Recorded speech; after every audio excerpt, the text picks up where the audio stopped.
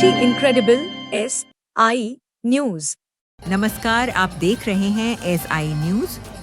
मैं हूं वर्षा रावत। खबर गोरखपुर से है, जहां शहर के इस्कॉन मंदिर में श्री कृष्ण जन्माष्टमी का पर्व धूमधाम और श्रद्धा के साथ मनाया गया।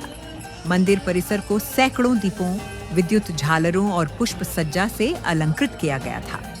रात्रि 12 बजे जैसे ही भगवान श्री कृष्ण के जन्म का समय हुआ, पूरे परिसर में हरे कृष्णा हरे रामा के कीर्तन गूंज उठे और भक्त भाव विभोर हो उठे। भक्तों ने झांकियों का दर्शन किया, भजन कीर्तन में भाग लिया और माखन मिश्री का प्रसाद ग्रहण किया। आपको हम बता दें कि इस्कॉन, जिसका पूरा नाम international society for Krishna consciousness है, उसकी स्थापना 1966 ईस्वी में अभय चरणारविंद भक्तिवेदांत स्वामी प्रभुपाद द्वारा न्यूयॉर्क में की गई थी। इस संस्था का उद्देश्य संपूर्ण विश्व में श्री कृष्ण भक्ति का प्रचार प्रसार करना है। गोरखपुर का इस्कॉन मंदिर उत्तर भारत के प्रमुख मंदिरों में से एक है। इसकी स्थापना 2770 में हुई थी। स्वयं स्वामी प्रभुपाद गोरखपुर आए थे और यहाँ से इस्कॉन आंदोलन को आगे बढ़ाने का आशीर्वाद दिया था। तब से यह मंदिर भक्ति और अध्यात्म का प्रमुख केंद्र बना हुआ है। हर वर्ष जन्माष्टमी पर यहाँ विशाल भजन कीर्तन, रास लीला, प्रवचन और सांस्कृतिक कार्यक्रम आयोजित किए जाते हैं। दूर दराज से हजारों भक्त गोरखपुर पहुँचते हैं और भगवान श्री कृष्ण के दिव्य स्वरूप के दर्शन कर आनंदित होते हैं। गोरखपुर का इस्कॉन मंदिर उत्तर भारत के प्रमुख मंदिरों में से एक है। इसकी स्थापना 1970 में हुई थी। स्वयं स्वामी प्रभुपाद गोरखपुर आए थे और यहाँ से इस्कॉन आंदोलन को आगे बढ़ाने का आशीर्वाद दिया था। तब से यह मंदिर भक्ति और अध्यात्म का प्रमुख केंद्र बना हुआ है। हर वर्ष जन्माष्टमी पर यहाँ विशाल भजन कीर्तन, रास लीला, प्रवचन और सांस्कृतिक कार्यक्रम आयोजित किए जाते हैं। दूर दराज से हजारों भक्त गोरखपुर पहुँचते हैं और भगवान श्री कृष्ण के दिव्य स्वरूप के दर्शन कर आनंदित होते हैं। नमस्कार, मैं साक्षी सिंह और आप देख रहे हैं SI न्यूज। इस बार जन्माष्टमी के उपलक्ष्य में हम आ चुके हैं इस्कॉन टेम्पल में, जो कि पूरे विश्व भर में प्रसिद्ध है। तो आइए यहीं के लोगों से जानते हैं कि आखिर इस्कॉन है क्या और जन्माष्टमी के उपलक्ष्य में वो क्या कहना चाहेंगे हमारे भारतवासियों। सर, सर्वप्रथम आपको जन्माष्टमी की शुभकामनाएं और आपका हमारे चैनल में बहुत स्वागत है। सर, आप लोग अब यहाँ पे इतना बड़ा जन्माष्टमी का कार्यक्रम करा रहे हैं, तब जन्माष्टमी के उपलक्ष्य में हमारे देश भर को क्या संदेश देना चाहेंगे? सबसे पहले सारे देशवासियों को शुभकामनाएं। जन्माष्टमी बहुत बड़ा महापर्व है। ये कृष्ण भक्ति का, ये कृष्ण भगवान का जन्म हुआ है। रात में 12 बजे जन्म होगा, तो ये हमें एक कृष्ण चेतना की ताकत देता है सारे देशवासियों को, और सारे उसमें सबको जोड़ता है। उसमें ये प्रेम है कृष्ण का, राधा रानी का, जो धीरे धीरे उज्जवल होता है, सबके अंदर प्रकाश डालता है। इसीलिए हम बहुत बहुत बहुत अच्छी तरह, जितना अच्छी तरह मना सकते हैं उससे अच्छी तरह मनाते हैं कि लोगों को बुलाएं, लोग आए और प्रेम का प्यार पाएं। सर, इस्कॉन जो है इतना बड़ा संगठन है, इतना अच्छा काम करता है, फिर भी समाज में उसको बहुत कम लोग जानते हैं, जबकि ऐसा नहीं होना चाहिए। तो उसके लिए आप क्या कहना चाहेंगे? कि हम तो अभी गोरखपुर में मुश्किल 3 साल हुआ हमें यहाँ पे। बाकी हम इस्कॉन तो 1966 में ही आ गया था। प्रभुपाद, इसी भक्तिवेदांत स्वामी प्रभुपाद जी ने पूरे विश्व में फैलाया था, और ये कृष्ण चेतना भगवत गीता और श्रीमद् भागवतम के हिसाब से धीरे धीरे हम यहाँ, क्योंकि गोरखपुर में क्या है, गीता प्रेस का भी काफी बड़ा योगदान है। तो हम लोग को यहाँ पे थोड़ा सा हम गोरखपुर में लेट हैं, लेकिन गोरखपुर की धरती इतनी पावन है कि यहाँ पे अगर शास्त्रों को पढ़ते हैं लोग और आगे बढ़ते हैं। तो यहाँ हम अपनी मेहनत प्रयास कर रहे हैं, बाकी हम लगे हुए हैं। जल्दी ही हमें भगवान की कृपा से एक जमीन भी अलॉट हो जाएगी। उसके बाद हम यहाँ पे इस्कॉन मंदिर बनाएंगे, जो बहुत भव्य होगा। पहला इस्कॉन मंदिर पूरे भारत में कहाँ है? पहले देखिए, ऐसे तो ओवरऑल मुंबई में सबसे पहले बना था, लेकिन ओवरऑल करीब पूरे वर्ल्ड में 1000 मंदिर हैं और करीब 800 से सेंटर है। आप इस्कॉन की तरफ से क्या शुभकामनाएं देना चाहेंगे देश को? हम कहेंगे सबको, आइए जन्माष्टमी एक पावन अवसर, जहाँ भी आपको इस्कॉन दिखे वहाँ पे आइए और भगवान का अभिषेक कीजिए और देखिए भगवान का प्रेम, जो प्रेम मिल रहा है, जो अभिषेक करने का, जो देख के भगवान के अभिषेक से जो प्रेम मिलता है, उसको आप एक्सेप्ट कीजिए और भगवान की सानिध्य पाइए। क्योंकि भगवान का जब आप प्रेम पाएंगे ना, आपकी जिंदगी अच्छी होगी, आत्मा शुद्ध होगा। और यही मैं सबको शुभकामनाएं दूंगा। बहुत बहुत धन्यवाद। तो सबसे पहले राधे राधे मैम, जन्माष्टमी की आपको हार्दिक शुभकामनाएं। मैम, आप लोग यहाँ पे इतना अच्छा कार्यक्रम आयोजित कर रहे हैं, तो इसका मूल उद्देश्य क्या है? इसका मूल उद्देश्य यही है कि लोग जो है अपनी संस्कृति को पहचाने, और जन्माष्टमी का जो पर्व है, जिसको हम सिर्फ एक्चुअली भगवान का भोग लगा के मिश्री का खत्म कर देते हैं, हम ये बताना चाहते हैं कि भगवान से कनेक्टेड रहना हर दिन जरूरी है। जन्माष्टमी हमको एक अपॉर्चुनिटी देता है कि हम लोगों को रिमाइंड करा सकें कि एक्चुअली हर दिन भगवान का ही है, और अगर हम भगवान से कनेक्टेड नहीं है तो हर दिन हमको डर लगेगा, और अगर हम भगवान से कनेक्टेड हैं तो हर दिन हमको जन्माष्टमी जैसा पर्व भी लगेगा। मैम, आपने इतना प्यारा तिलक लगाया है, इसका क्या है?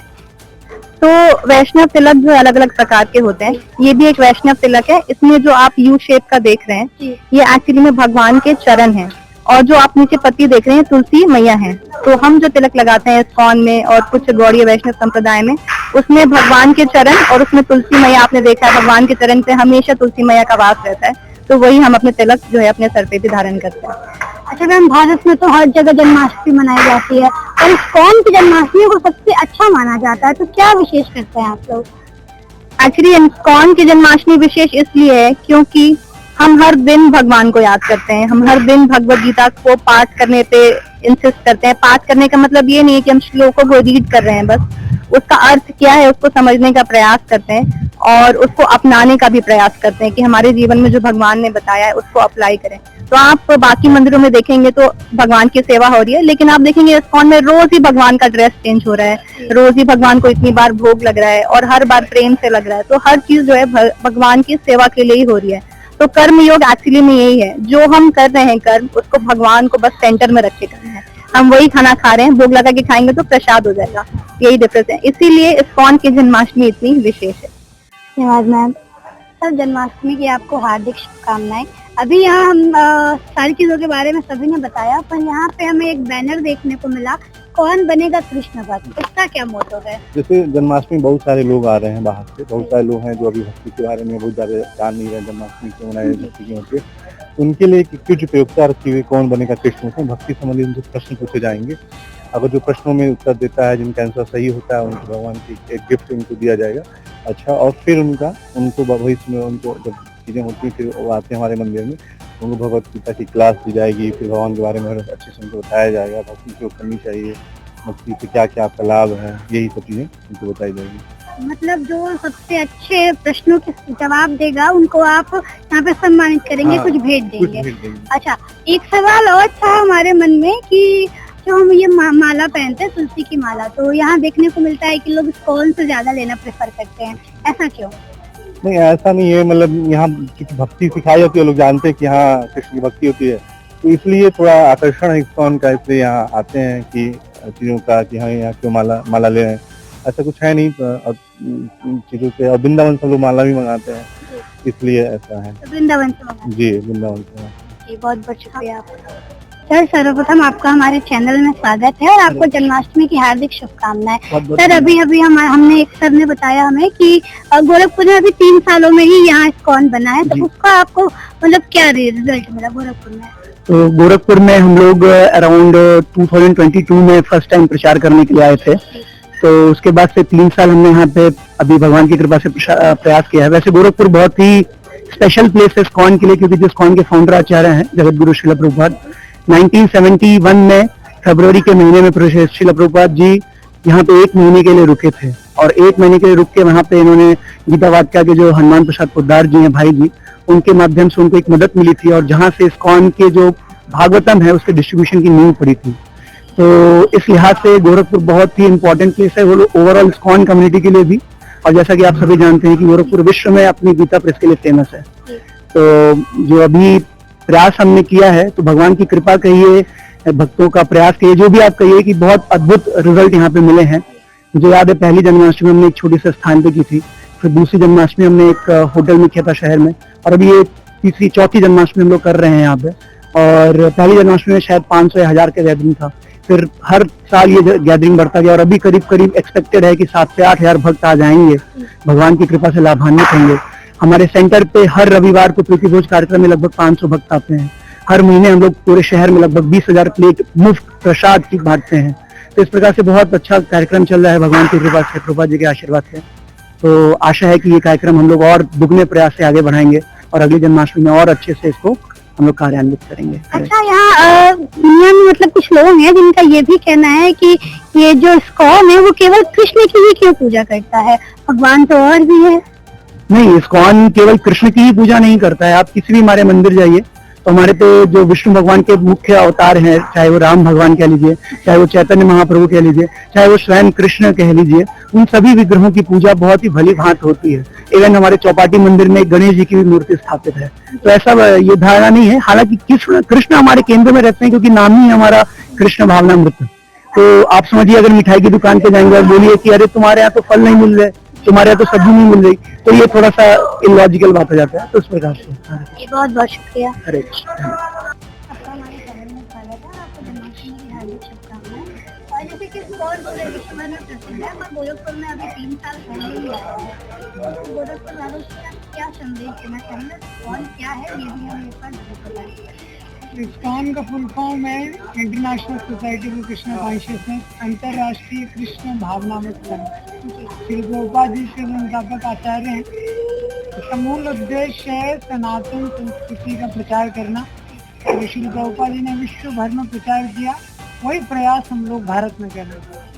तो गोरखपुर में भी हमारा यही प्रयास है कि जैसे इस्कॉन के लगभग सारे देशों में इस्कॉन के भव्य मंदिर हैं, कि गोरखपुर में भी इस्कॉन का एक भव्य मंदिर की स्थापना।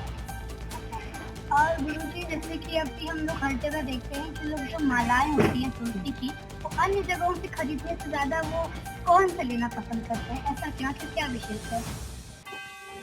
देखिए, कोई भी चीज होती है, लेकिन उसका उपयोग कैसे करना है। तो इस्कॉन का जो मंदिर है, ये कोई ट्रेडिशनल साधारण मंदिर नहीं है। इसमें ट्रेनिंग और एजुकेशन, क्या करना है, कैसे करना है। तो इसीलिए लोग, कोई भी माला होती है, माला कैसे करना है, ये इस्कॉन में प्रशिक्षण दिया जाता है। उसका क्या जीवन में सदुपयोग है, ये बताया जाता है। इसलिए लोग ज़्यादा प्रभावित होते हैं, इस्कॉन से ज़्यादा लेना चाहते हैं। गुरुजी, हमारे समाज में कुछ ऐसे लोग भी हैं जैसे इस्कॉन सबसे भोग करता है, कृष्ण की पूजा करता है। भगवान तो हर कोई है, तो कृष्ण को ये पूछता है। देखिए, इंग्लिश में एक सेइंग है, believers need no reason and non believers accept no reason. तो तर्क के आधार पे भगवान को पूरी तरह नहीं समझा जा सकता। लेकिन लोग तो बहुत कुछ सोचते हैं, लेकिन आपको शास्त्रों को पढ़ना पड़ेगा। शास्त्र आधार है। और लोग बोलते हैं कि इस्कॉन में ढोंग होता है, दिखावा होता है। हर संस्था में सब कुछ होता है, ठीक है। लेकिन क्या है, इस्कॉन में सब्सटेंस है, तभी तो दुनिया भर के लोग आकर्षित हो रहे हैं। जब मिठाई रहेगी तभी तो चीटी पहुंचेगी वहाँ। तो गुरुजी, आजकल की जो हमारी युवा पीढ़ी है, युवा समुदाय है, वो आजकल वेस्टर्न की तरफ ज्यादा जा रही है, विदेशी चीजों को ज्यादा अपना रही है, और ये अपनी संस्कृति को पीछे छोड़ते जा रही है। तो आप हमारे युवा समुदायों के लिए क्या कहना चाहेंगे? मेरी प्रार्थना है सारे युवा भाई बहनों से, भारत का मेन जो सब्सटेंस है वो इसका स्पिरिचुअल सब्सटेंस। हर कंट्री किसी ना किसी चीज के लिए जानी जाती है।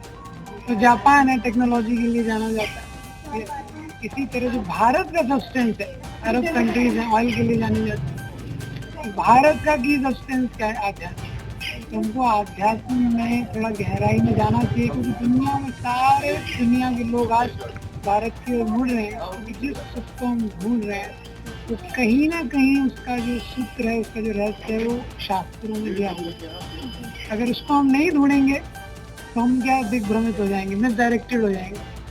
तो अमेरिका के लोग, इंग्लैंड के लोग, लंदन के लोग आज आप वृंदावन में जाएंगे तो हर जगह के लोग हैं, रशिया के लोग हैं, वो लोग नाम जप कर रहे हैं। उन लोगों ने शिकार रखी हुई है, उन लोगों ने कंठी माला धारण की है, धोती कुर्ता पहना हुआ है, और हम लोग वेस्ट की ओर जा रहे हैं। लेकिन जो लोग वहाँ से वापस आके यहाँ उनको आना पड़ रहा है, क्यों? कुछ ना कुछ रहस्य उसको जानने का प्रयास है। कलयुग में, ये युग धर में हरे कृष्ण महामंत्र, प्रभुपाद जी ने ये हरे कृष्ण महामंत्र दुनिया भर को देके दुनिया भर के लोगों के जीवन में आनंद दिला दिया। तो हम लोग अगर हरे कृष्ण महामंत्र का जप करेंगे युग धर, तो निश्चित रूप से जीवन में सही बनेगा। एक आखिरी सवाल गुरुजी, कि आप जन्माष्टमी के उपलक्ष्य में भारतवासियों को क्या कहना चाहेंगे? तो जन्माष्टमी भगवान का जन्म का, जब भगवान का आध्यात्मिक जगत से यहाँ पे प्राकट्य होता है, तो मैं यही कहना चाहूँगा, भगवान यहाँ पे आते हैं एक मैसेज देने के लिए। भगवान जब यहाँ पे आए, उन्होंने मैसेज दिया। उस ग्रंथ का नाम है भगवद, जो भगवान के मुखारविंद से निकल गया। जो भी भारत में है, कम से कम हमारे इतने सारे 18 मुख्य पुराण है, 108 उपनिषद है, वेद है, कम से कम एक आध्यात्मिक ग्रंथ भगवत गीता आप अच्छे से पढ़िए, उसकी शिक्षाओं को अपनाने का प्रयास करिए।